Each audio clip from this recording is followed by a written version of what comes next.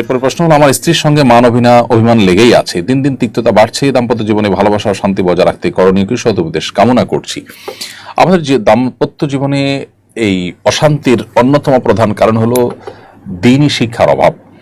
দ্বীনি শিক্ষা যদি কারোর মধ্যে থাকে তাহলে দাম্পত্য জীবনে তিনি অবশ্যই সংযমী, ধৈর্যশীল এবং কৃতজ্ঞ হবেন।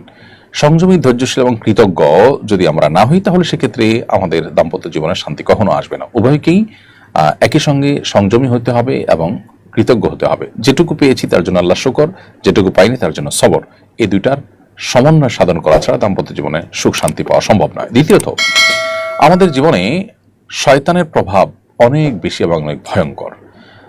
আল্লাহ নবী সাল্লাল্লাহু আলাইহি সাল্লাম আমাদের সামনে এমন এক জীবন দর্শন রেখে গেছেন যেখানে প্রতিটা পদে পদে শয়তান থেকে আশ্রয় প্রার্থনা করার শিক্ষা দেওয়া হয়েছে। সে বিষয়টিকে আমরা আজকাল অনেকখানি ভুলে বসে আছি এবং সেটার কারণেই কিন্তু আমাদের জীবনে দেখা যায় যে অশান্তি, দুঃখ দুর্দশা এবং এই জাতীয় তিক্ততা এগুলো বেড়েই চলেছে।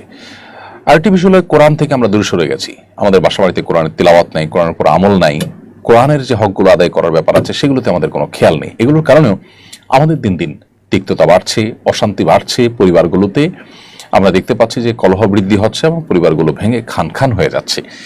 তাহলে এই ত্রিমুখী প্রচেষ্টা যদি আমরা করি, ইনশাআল্লাহ আশা করা যায় যে আল্লাহ তাআলা আমাদেরকে দাম্পত্য জীবনে সুখ এবং শান্তি দান করবেন, যেটি মুসলমানদের অনেক বড় একটা গৌরবের দিক, অনেক বড় একটা নেয়ামত আল্লাহর তরফ থেকে, যে আল্লাহ তাআলা আমাদেরকে দাম্পত্য জীবনে সুখ শান্তি দান করেছেন দ্বীনকে মানার কারণে।